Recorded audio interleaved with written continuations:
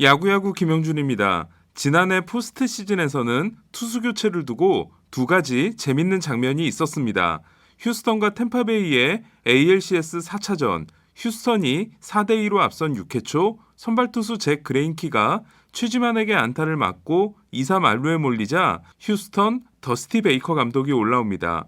그레인키의 투구수는 87개로 한 개 투구수에 다다른 상황이었는데요. 36세 시즌이었던 지난해 그레인키는 59까지의 피안타율이 2할 1푼 1리인 반면 51구 이후의 피안타율은 3할 1푼 5리로 투구수가 많아지면 흔들리는 모습이 있었습니다. 그 경기 해설을 맡았던 저는 베이커 감독이 올라갔을 때 설마 혼자 내려오진 않겠지라고 생각했다가 정말로 혼자 내려오는 걸 보고 아이고 베이커가 또 베이커 했구나 하면서도 이게 바로 올드스쿨의 정수다라는 말씀을 드렸는데요. 경기 후 베이커 감독은 원래는 교체하려고 올라갔는데 그레인키의 눈빛이 마음에 들어 혼자 내려오게 됐다고 했습니다. 그리고 그레인키는 ALDS 결승 홈런의 주인공 마이크 브로소를 상대로 6구째 체인지업을 낮게 떨어뜨려 삼진을 잡고 베이커 감독의 믿음에 보답합니다. 인터뷰를 귀찮아하기로 유명한 그레인키는 경기가 끝난 후 이 팀에서 이렇게까지 나를 믿어준 사람은 처음이라며 속사포처럼 말을 쏟아냈는데요. 그런 말을 할 만했던 것이 그레인키는 2019년 월드시리즈 7차전에서 6회까지 워싱턴 타선을 상대로 6이닝 1피안타 1볼넷 무실점이라는 놀라운 피칭을 합니다.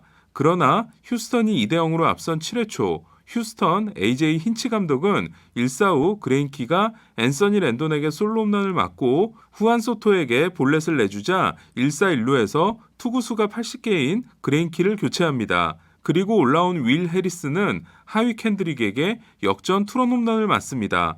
더 재밌는 건 월드시리즈가 끝난 후 해리스가 워싱턴에 입단했다는 겁니다. 투수 교체와 관련된 두 번째 장면은 야구가 끝나는 마지막 날이었던 월드시리즈 6차전에서 있었는데요.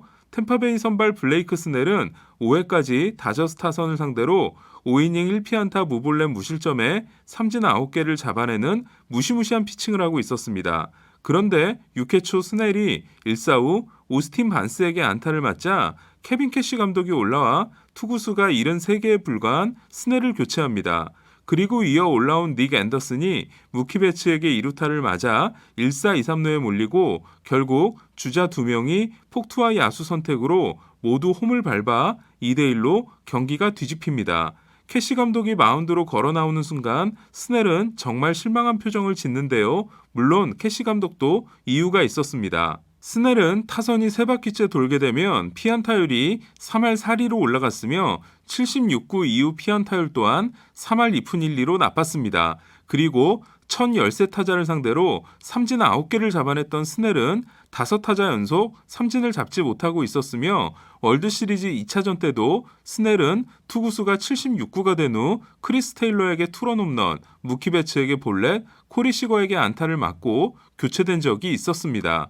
하지만 저는 결과를 떠나 확실히 이 교체는 문제가 있었다고 생각하는데요. 스넬에 이어 올라온 닉 앤더슨이 포스트 시즌 들어 계속해서 불안한 모습을 보이고 있었던 데다 스넬이 배츠를 상대로 한 최근 8타석에서 7타수 무안타 1볼넷 3삼진을 기록하고 있었기 때문이었습니다. 그렇다면 스넬이 내려오는 순간 다저스 선수들은 어떤 생각을 했을까요? 저는 정답은 여기에 있다고 봅니다. 경기가 끝난 후 인터뷰에서 무키 배츠는 스넬이 제대로 긁히는 날은 정말 무시무시하다는 걸 가장 잘 알고 있는 입장에서 오늘은 스넬의 날이었으며 어쩌면 스넬이 완투를 할지도 모른다는 초조함이 나를 감싸고 있었다. 하지만 스넬이 교체되는 순간 나는 안도의 한숨을 쉴 수 있었고 속으로 크게 환호했다고 했습니다. 실제로 배츠는 스넬이 데뷔해 가장 많이 상대한 선수인데요. 데이브 로버츠 감독 역시 스넬이 교체될 때 배츠가 나를 바라보며 방긋 웃더라. 경기의 흐름이 바뀔 수도 있겠다는 생각이 들었다고 했습니다. 심지어 템파베이 출신이며 뉴 웨이브를 이끄는 앤드류 프리드먼 다저스 사장조차 스넬이 그 순간 교체될 줄은 꿈에도 몰랐다는 인터뷰를 해 템파베이 팬들을 더 속쓰리게 했는데요. 야구는 기록의 스포츠지만 그에 앞서 멘탈 스포츠라는 점에서 스넬의 교체는 흔들리고 있던 다저스 선수들의 멘탈을 템파베이가 잡아준 장면이라고 생각했습니다. 어쨌든 월드 시리즈가 다저스의 우승으로 끝나고 스넬이 샌디에고에 오게 됨으로써 스넬은 지긋지긋한 무키 배츠와 또 자주 만나게 됐는데요. 사실 스넬의 천적은 따로 있습니다. 바로 양키스 게리 산체스입니다. 에런 저지가 스넬을 상대로 16타수 1안타 13진인 반면 산체스는 스넬을 상대로 20타수 6안타로 타율은 3할이지만 6개의 안타가 2루타 하나와 홈런 5개로 장타율은 1.100을 기록하고 있습니다. 산체스는 데이비 프라이스를 상대로도 타율 4할 6푼 7리에 5홈런, 장타율 1.467을 기록하며 프라이스가 보스턴 생활을 망치는데 결정적인 역할을 했던 선수입니다. 앞서 스넬이 데뷔 후 가장 많이 상대한 선수가 무키 배츠라는 말씀을 드렸는데요. 스넬이 데뷔한 2016년 두 선수는 5번을 만나 스넬이 모두 승리합니다. 하지만 이후 배츠의 반격이 시작됐는데요.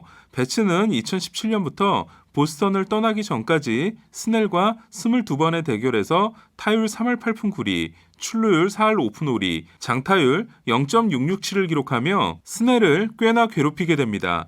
하지만 지난해 월드시리즈 맞대결에서는 4타수 무안타 1볼넷 3삼진으로 배츠의 패배였습니다.